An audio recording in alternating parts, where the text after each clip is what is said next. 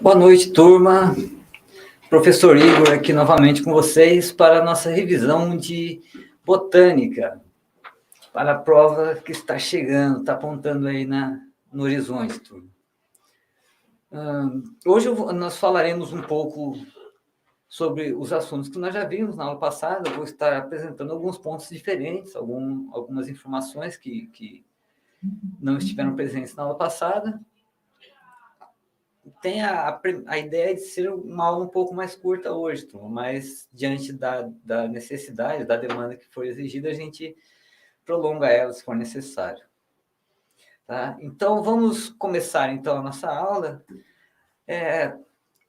vendo a questão das origens, da evolução das plantas, né? A botânica é o ramo da biologia que estuda origem e desenvolvimento das plantas, de uma maneira bastante geral, assim. E assim como os organismos unicelulares tiveram sua origem, o pessoal que está assistindo aí bases biológicas, está fazendo a disciplina de bases biológicas, né, já viu o professor Lyon falando disso, a questão a respeito da sopa primordial, da existência de aminoácidos ali num ambiente em que propiciou a organização e a origem das primeiras células procarióticas, né? Células sem um núcleo definido. E dessa época data também as nossas primeiras células vegetais.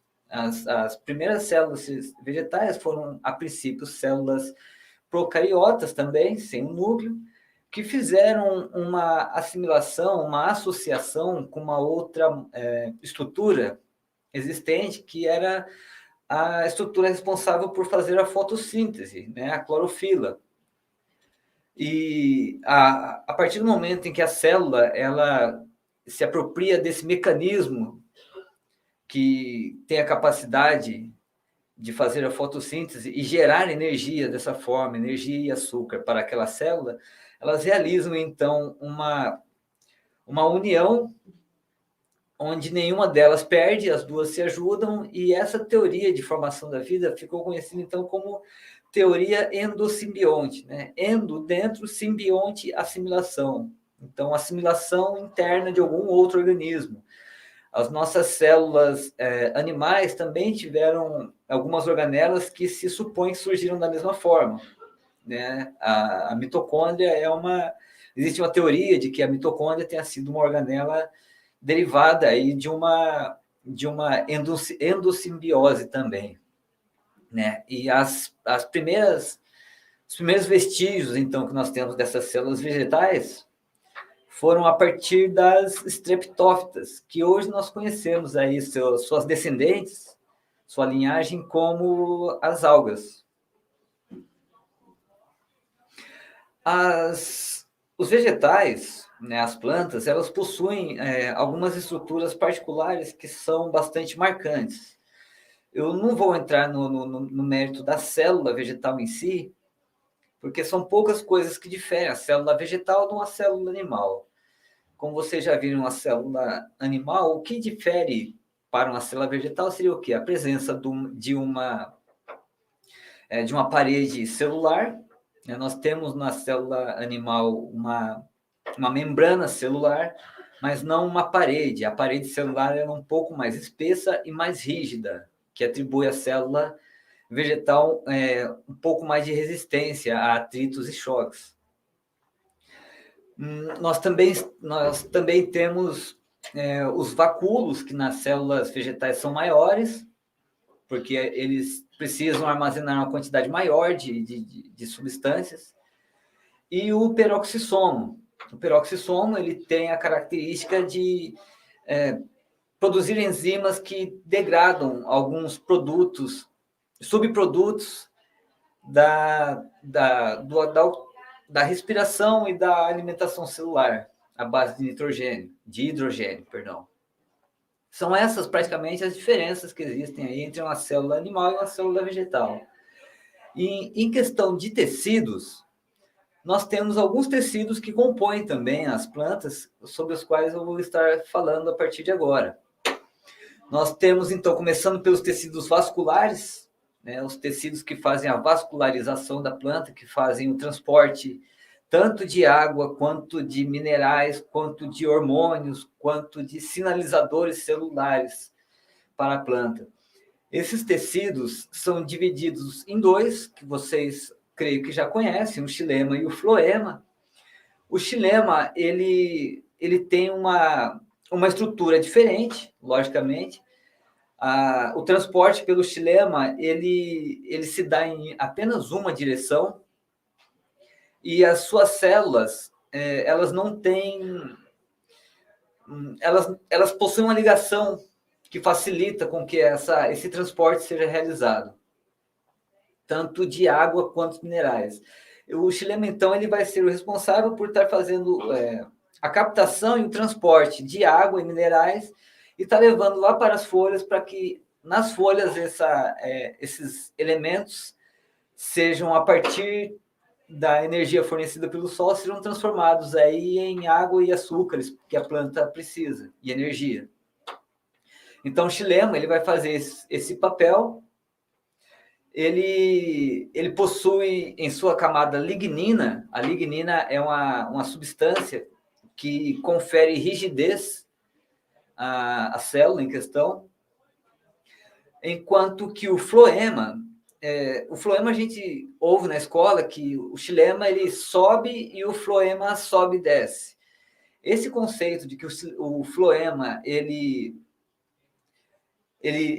sobe e desce, na verdade, é um conceito falseado, porque o floema ele tem uma forma de transporte que vai da onde está sendo realizada aquela transformação energética, da onde está sendo construída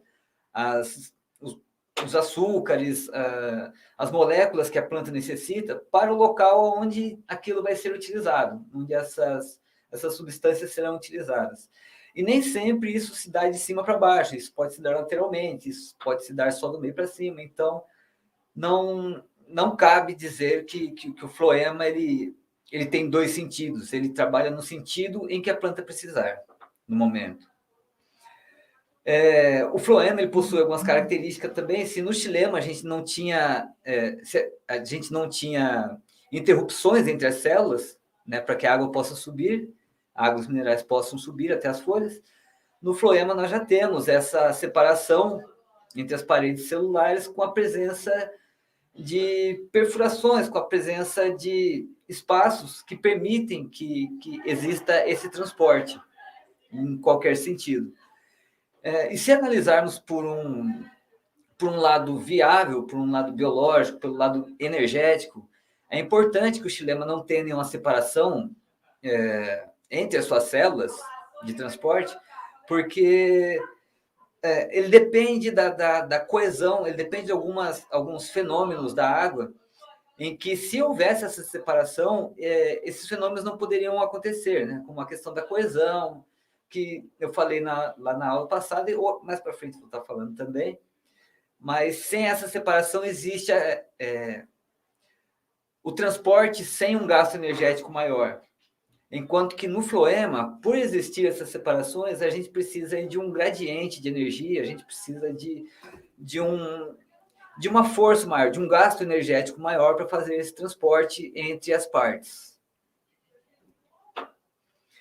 Além dos tecidos de condução, nós temos os tecidos de sustentação. Começando pelo parênquima, que está apresentado aqui na tela do lado direito de vocês, está representado em roxo, né? Essas marcações roxas que vocês estão vendo na tela aí, com a bolinha vermelha ao centro, são células vegetais do parênquima. Além acima dessas células rosadas com núcleo vermelho, nós temos células da epiderme, e acima da célula da epiderme nós temos uma linha rosada, bem fina, que é a cutícula. A cutícula, ela geralmente é uma cera que tem a proteção, que tem a função de realizar a proteção daquela estrutura. vocês já fizeram aquela experiência de pegar uma maçã, você esquenta ela e passa um pano nela, né, dá uma lustrada na maçã e a maçã fica mais brilhosa. Por que a maçã fica mais brilhosa? Não só a maçã, como outras frutas também. Justamente por causa dessa cutícula, por causa da cera presente nessa cutícula. Então, nós temos o parênquima, né, que é um tecido de sustentação, ele é o mais presente numa planta adulta e pode se apresentar com várias funções.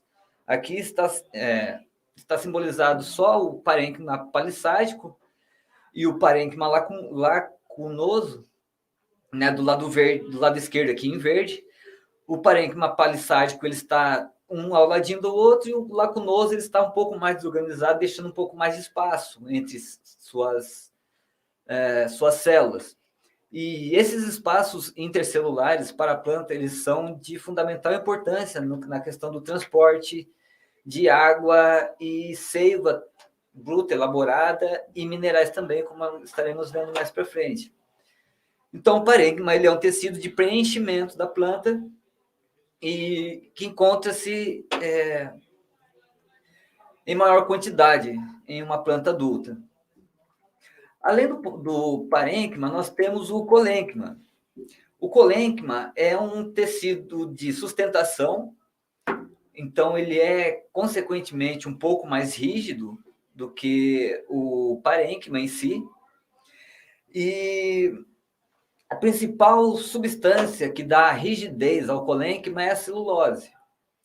Aqui, então, na tela nós temos duas imagens, uma imagem de um corte feito de cima na planta e outra um corte lateral.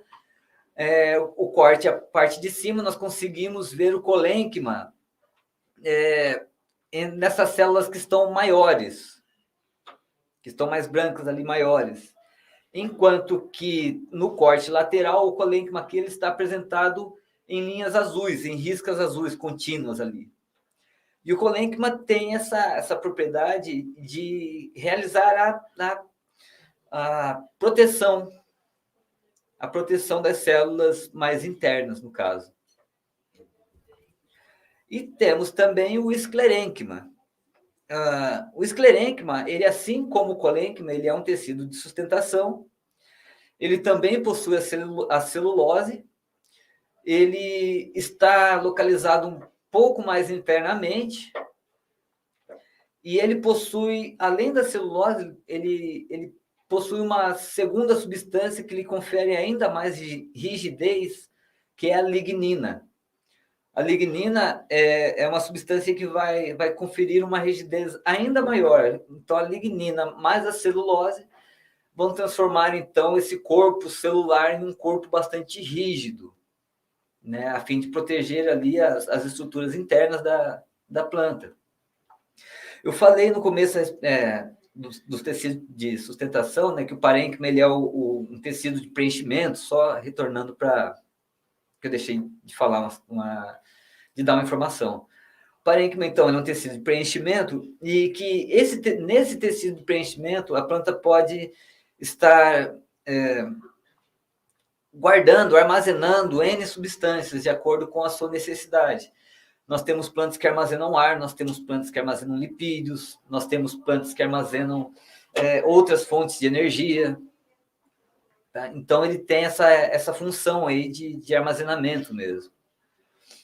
Temos, então, o esclerênquima e vamos, então, para a fisiologia das plantas. O que é a fisiologia? A fisiologia é a forma como se dá o transporte das substâncias dentro do corpo de uma planta. O papel da água é fundamental, né, para uma planta. Nós temos aqui... Deixa eu tirar minha imagem para apresentar certinho para vocês aqui. Então, na fisiologia, com relação à fisiologia das plantas, nós temos, então, quem participa disso, a raiz diretamente e o caule. Existem alguns caules que realizam essa absorção de de água também. Na verdade, a maioria deles realiza essa absorção por transporte passivo mesmo. E temos, então, os tecidos vasculares, que vão fazer isso daí.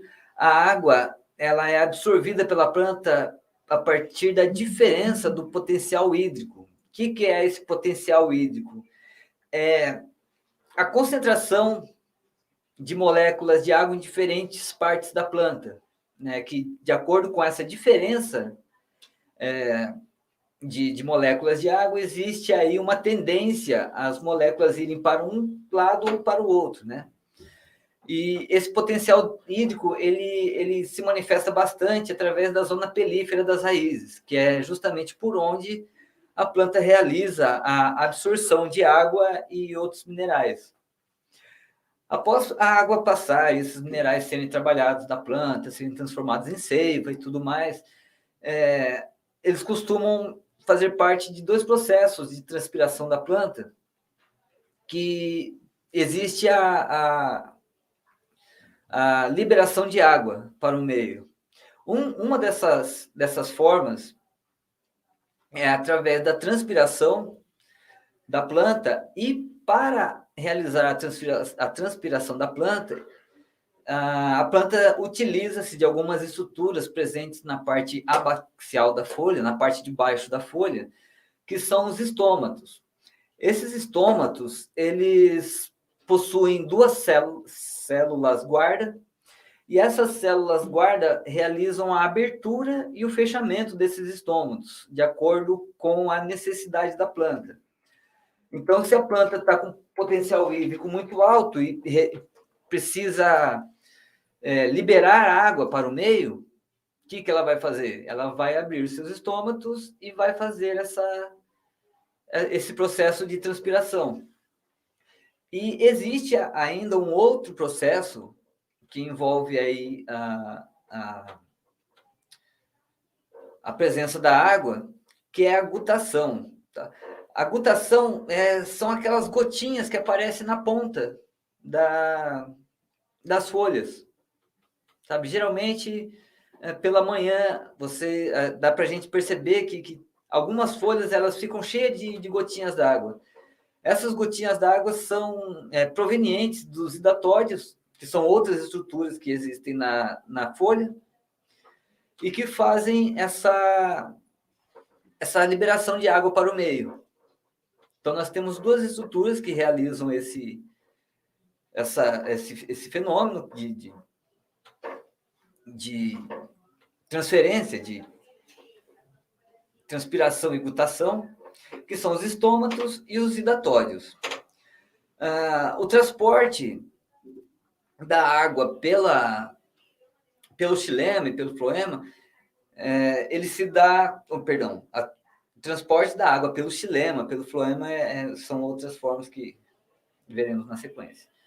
Mas esse transporte se dá a partir de uma teoria desenvolvida por Dickson, em que ele explica como que a água poderia realizar um transporte contra a gravidade, sem nenhuma aplicação de força para isso.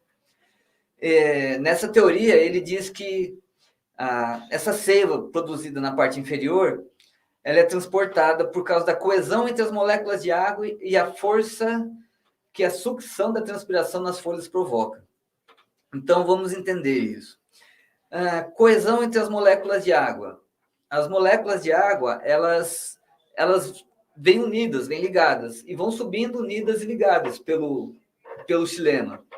E lá na ponta, lá na folha, nós temos a transpiração foliar, através dos estômatos e também dos hidatódios. O que acontece com isso? Lá em cima nós temos uma liberação de água. Essa liberação de água, lembra-se que a água está ligada, como se estivesse ligada em corrente? Se lá em cima sai uma molécula d'água, sai N moléculas d'água, outras moléculas d'água vão se ligar a essa corrente e vão continuar fazendo o caminho. Essa é uma das forças que fazem com que a água consiga realizar esse transporte contra a gravidade.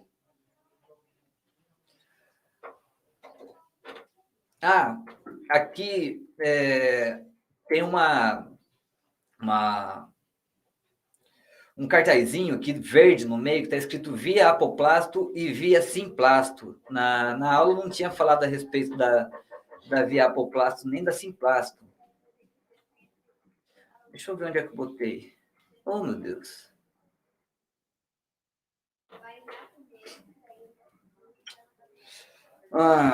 Mas vamos lá, acho que eu devo ter trazido diferente aqui, mas a via apoplasto, então, ela é uma via que passa entre as membranas celulares, né? Ela entra pela via pelífera e passa entre as membranas celulares.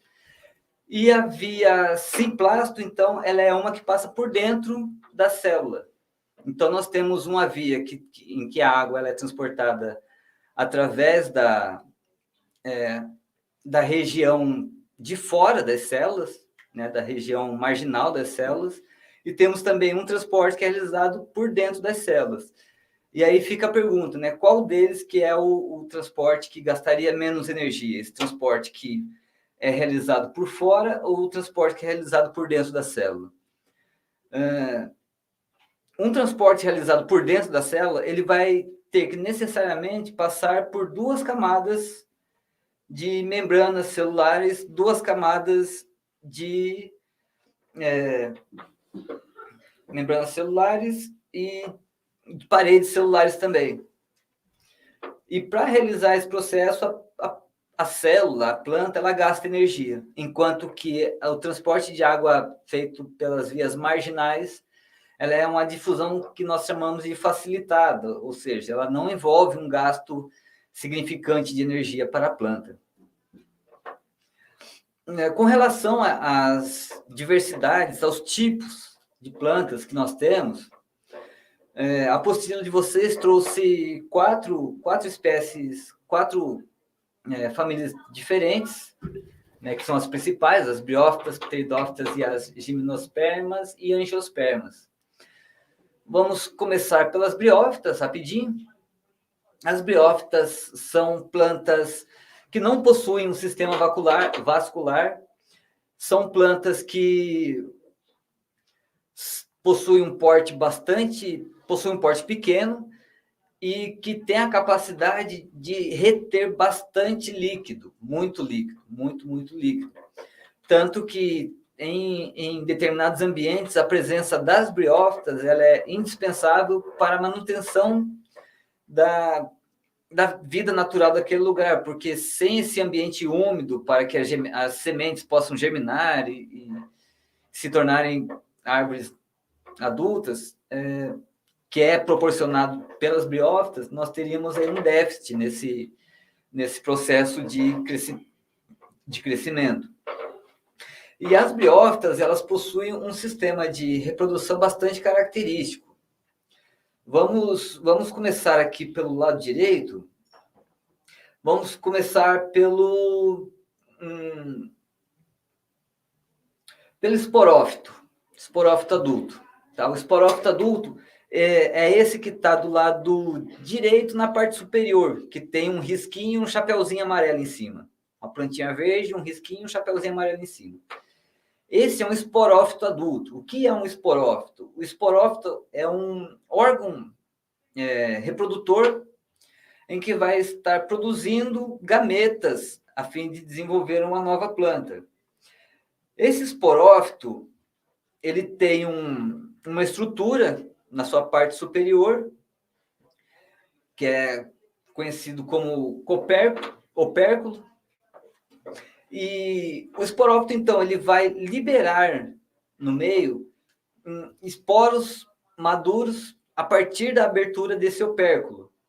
Esse esporo maduro, ele vai, como eu já disse, eles são ambientes em que existe uma quantidade de água muito grande, então ele vai cair por ali perto, na própria água existente, e assim como os animais, os esporos, que são os gametas masculinos das briófitas, eles precisam da água para poder fazer a sua locomoção. Eles possuem uma cauda, tal qual o espermatozoide, e precisam de um líquido para realizar para poder se deslocar.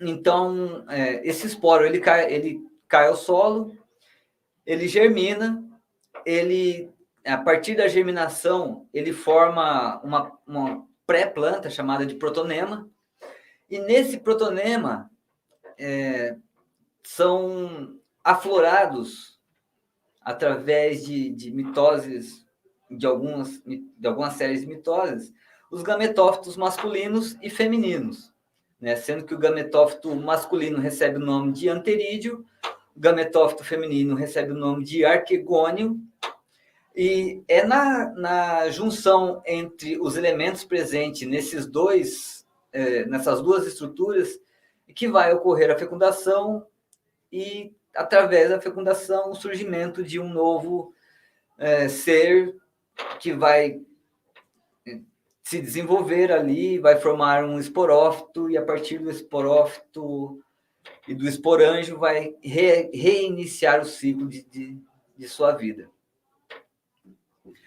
As pteridófitas, dentro da escala evolutiva, elas já são um pouco mais específicas para os seus meios. Elas possuem já um sistema vascular que não está presente nas briófitas. Aqui ela possui um sistema vascular, mas ela ainda não possui um sistema de galhos e troncos, como a gente vê nas árvores de maior porte, né? Nas gimnospermas e angiospermas. A sua forma de reprodução ela é bastante similar às briófitas, né? Também existe ali a formação de gametas masculinos e femininos, existe... bom, vamos começar por um broto jovem, né? O broto jovem, ele se desenvolve, né? Abre suas folhas. Depois de algum tempo, essas folhas vão produzir esporos. Esses esporos vão estar dentro do esporângio e serão liberados no meio, formando também uma pré-planta, que nós chamamos de prótalo, que é de onde surgirá os seus órgãos reprodutivos, né? Tanto feminino quanto masculino. O órgão feminino das pteridófitas, ele é conhecido como arquegônio, masculino como anterídeo, e através da célula do anterídeo, do anterozoide, com a célula do arquegônio, chamado de óvulo, que a partir dessa união que nós teremos, então, a formação de um novo esporófito ou ainda de uma nova planta. Representante das pteridófitas, nós temos aí as samambaias e plantas de baixa estrutura e mais simples, né?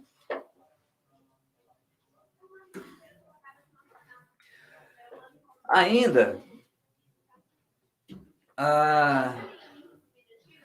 nós teremos, então, agora as gimnospermas.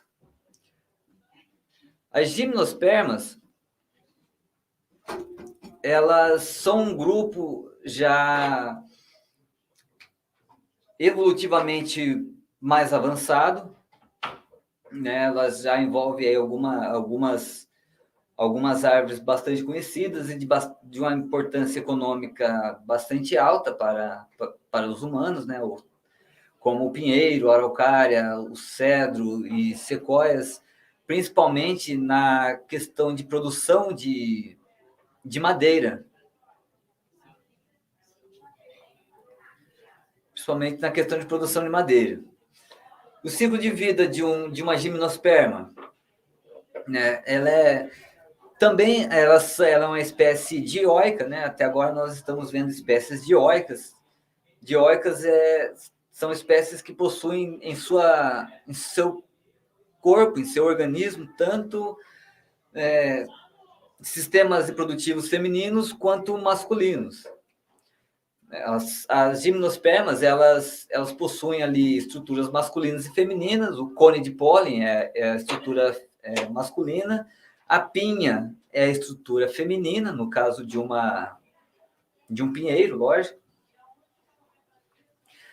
E a partir da união do microesporângio, que veio lá da escama do cone de pólen, e do megasporângio, que veio lá da pinha, através da união dessas duas estruturas, nós teremos, então, um megásporo com uma pequena abertura dedicada ali a fazer a conexão com o grão de pólen. Então, o megásporo, ele vai receber esse grão de pólen ele vai começar a se desenvolver junto ao megásporo, e formando assim um tubo polínico. E a partir do momento em que esse tubo polínico é formado, esse megagametófito, né, ele passa a receber o nome de gameta masculino ou microgametófito. Após, então, esse processo de inseminação, dentro da semente, o embrião ele começa a se desenvolver.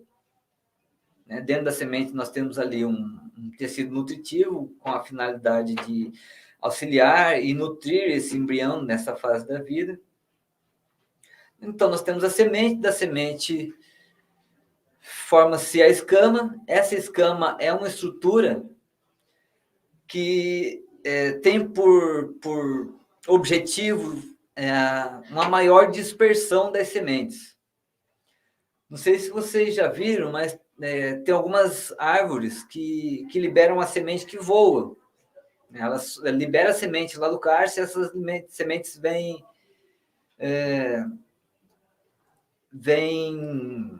girando no ar e caem a centenas de metros da sua árvore ou quilômetros.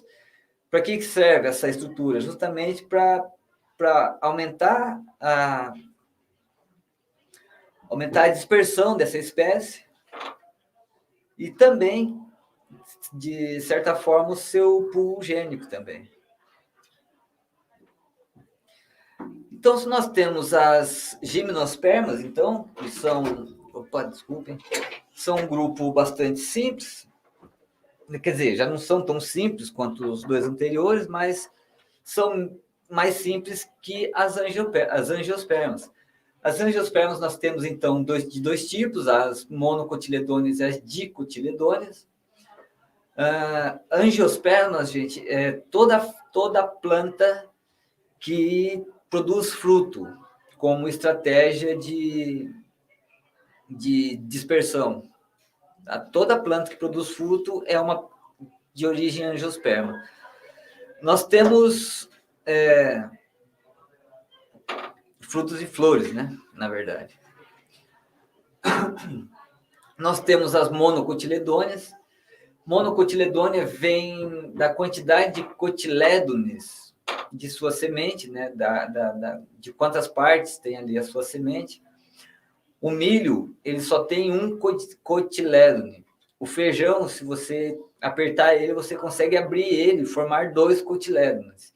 Então, as monocotiledôneas são aquelas que produzem sementes de um cotilédone só. Uma outra característica das monocotiledôneas são as peças florais, elas são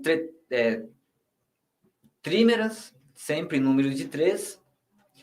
O feixe vascular dela não é organizado, né? Quando cortamos um tronco de uma angiosperma monocotiledônea, nós podemos ver que os feixes, tanto xilema como floema, eles estão em lugares aleatórios ali no tronco, eles não estão condicionados segundo a uma ordem. Ainda as suas folhas possuem uma característica de nervura paralela. Se nós temos as folhas, nós temos aquelas folhas que a gente desenha, né, quando é criança, que faz lá uma gota, né, como se fosse uma gota, traça uma linha no centro e do centro se abre os risquinhos para o lado. No caso das monocotiledôneas, não. É como se fizéssemos uma gota, só que fizéssemos um risco no meio, só que em vez de fazer esses riscos laterais, em direção à lateral, nós faríamos riscos paralelos a esse do meio. Então, nós teríamos uma folha com linhas em uma direção só. E uma outra característica de si é a sua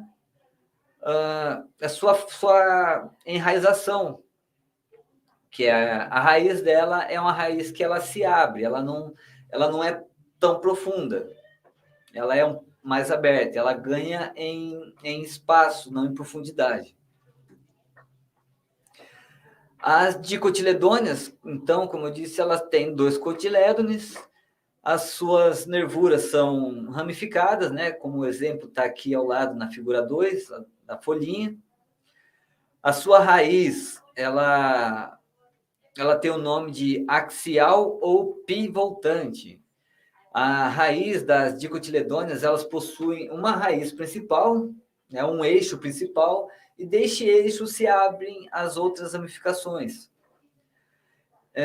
O seu sistema vascular, ele é disposto em anéis, então ele é organizado, né? Se você pegar aí uma dicotiledônia e outra dicotiledônia e fizer um corte no seu tronco ou no seu galho, você vai notar que esses feixes vasculares, eles estão em lugares bastante similares, tanto em uma planta quanto em outra.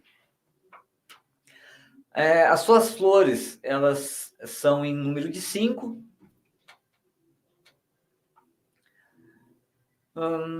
E o que mais? A raiz pivotante, né? 2 cotilédones. É isso aí. As dicotiledôneas possuem uma importância fundamental para a economia humana, já que ela participa direta e fortemente da nossa alimentação. Então, elas são de fundamentais importância. E grande parte das angiospermas passaram por um processo de cultivo, onde se domesticaram. Foi feita a domesticação de algumas espécies para que pudessem ser utilizadas da forma como nós temos hoje, né?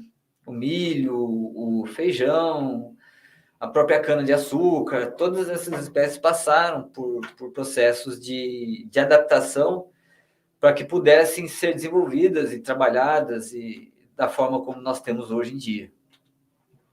Então, as principais diferenças entre angiospermas, entre monocotiledôneas e dicotiledôneas, então, a semente da mono tem 1 cotilédone só, enquanto da di tem 2. A raiz da monocotiledônea, ela é uma raiz fasciculada, o pessoal também chama ela de raiz de cabeleira, enquanto que a raiz dicotiledônea, ela é uma raiz axial ou pivotante.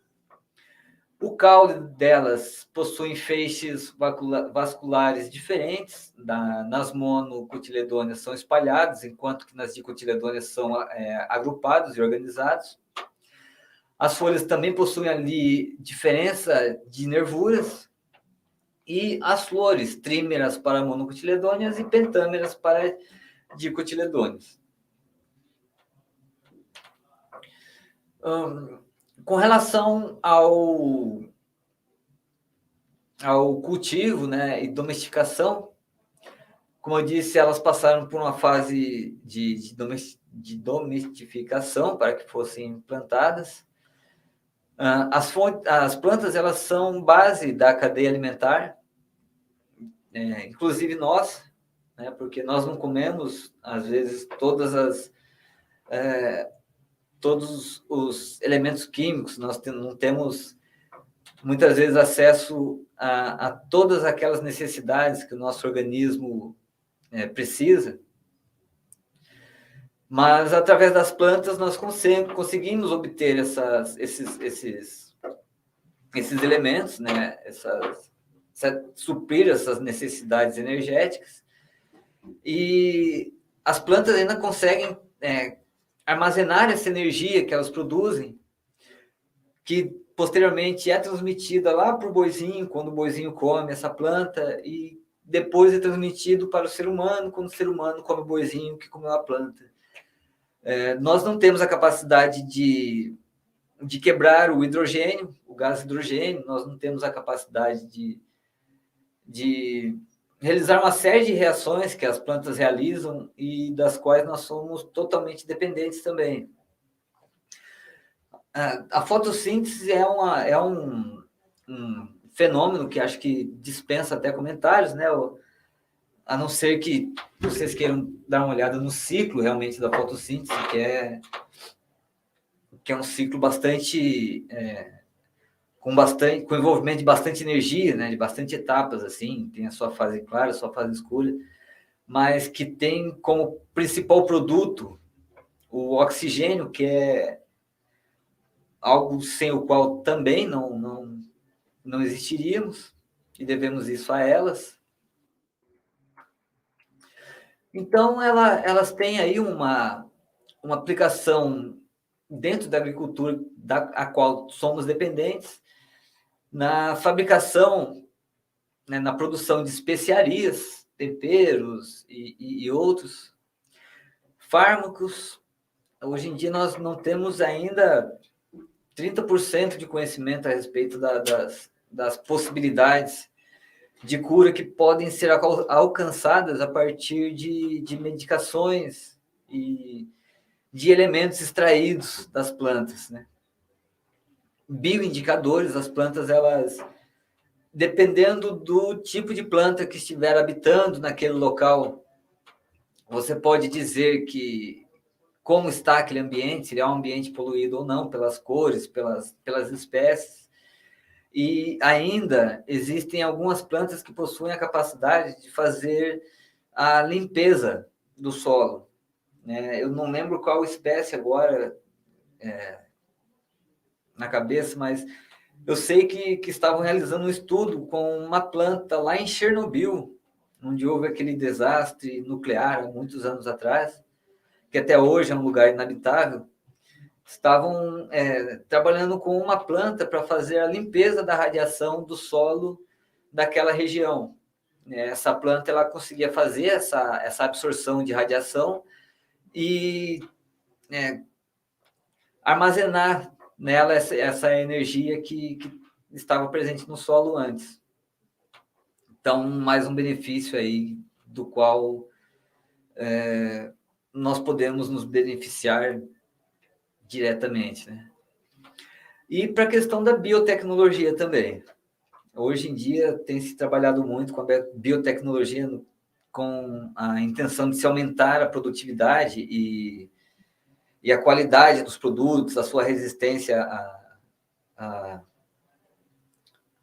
interferências externas, né? Pragas, doenças e tudo mais. E é isso, turma. Hoje, como eu disse, era só para a gente dar uma recapitulada no que aconteceu até agora. E se vocês tiverem alguma dúvida, se vocês tiverem alguma questão para discutir, ou ainda se vocês tiverem ideia de algum estudo que vocês achem legal, que queiram estar desenvolvendo, vocês podem estar me procurando, turma, sempre que necessário. Tá bom? Não sei. Tem um pessoal que tá fazendo um trabalho com alguns artigos científicos que estão ficando muito bons. Se alguém aí tiver interesse também, podem estar me procurando. E no mais, eu desejo um excelente final de semana a todos. Tá? Estudem, descansem e vamos em frente. Se precisarem de mim, podem contar comigo, turma. Um beijo no coração, um bom final de semana e até a próxima. Valeu, turma.